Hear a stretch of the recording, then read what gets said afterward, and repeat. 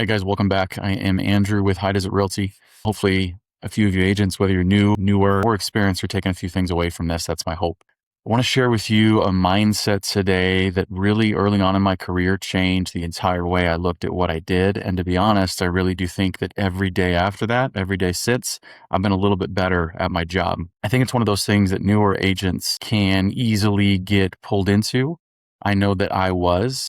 And as you're probably gathering, a lot of my thoughts in this podcast are things that I messed up. So here's hoping you don't do the same. The idea here is that we are the general contractor of our transactions. So if you've ever built a home or watched somebody do it, they have a general contractor. That person is in charge. That person is not the one that does the framing and the roof and the electrical and the plumbing, but that person is the one that the client goes to for all of the answers, but they don't always have all of those answers, and that's just fine. In our transactions, we are that person. I do not expect any of us, myself included, no matter how long you've been doing this, to be someone that knows every answer about lending, every answer about the inspection process, every answer about the preliminary title report or the well and septic inspection reports. We don't need to know everything, but we need to know enough. We need to be dangerous enough that we can understand within all of those spaces when to ask questions, when we might be a little bit off, when a little bit more direction or a little fire needs to be put under that other expert. Yes, you should surround yourself with good people. And as you make good contacts, that will be a bonus to you in your career. But never trust that they're going to be perfect, because they won't be, and neither will you. Hopefully you can work together. So let me give you some thoughts here. Within the inspection process, like I mentioned, I don't expect you to know everything about the HVAC systems, electrical, anything, but I need you to know enough that when you review, and hopefully you're reviewing these inspection reports, maybe you know enough that says, hey, that's a little bit off. That seems a little bit different. And then you just ask questions and figure it out a little bit. I'd say the exact same thing is true for something like the preliminary title report. I don't expect anybody, myself, any of my agents, to know everything that's going on within those, 30 items on those 9 pages. I certainly don't, but I know enough to go, hey, this is off. What is this easement about? Hey, this math doesn't quite work. And even as simple as, hey, maybe this is a misspelling here or there. So again, hopefully you're just reviewing those things at a minimum. It's important to know enough that we ask good questions, and that's never more true than with lending.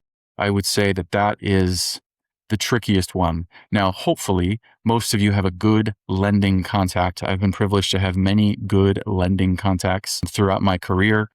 Currently partnered with Cross Country Mortgage. Those folks are excellent if you're looking for some lending guidelines or guidance. But let me give you an example. Maybe 9-10 years ago, I overheard a conversation between a husband and wife, and the wife told her husband, hey, the last day of work for me is whatever date. At the time, I did not make the connection that her last day of work was like 2 weeks before the closing of our transaction. Now, a whole bunch of alarms would go off that says, hey, probably they qualified for that loan through her employment. And I know that someone's going to check on that employment like the day before the loan closes. I didn't know that at the time. So during that transaction, which was a little bumpy already, when they called for a verification of her employment, she didn't have employment. And the honest answer was, yeah, she doesn't work here anymore. That was a major problem. To be honest, I don't know how that loan closed. It was like a week and a half late, but it still closed through some lending magic. I had good partners. Now, like I said, a whole bunch of alarms would have gone off and said, hey, that maybe doesn't seem right. Ask questions. If you don't remember anything else from this podcast, remember this. As I get more experienced in my career, I do not ask less questions.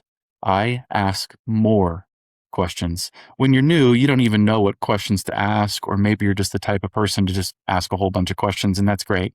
I think as you go into maybe your second year, your third year, maybe you're thinking, I should know these things. Maybe I will ask less questions. Never fall into that trap. You need to ask more. Most of the time when I ask questions, and I ask a lot, the expert in that portion of the transaction says, yeah, we're on top of it.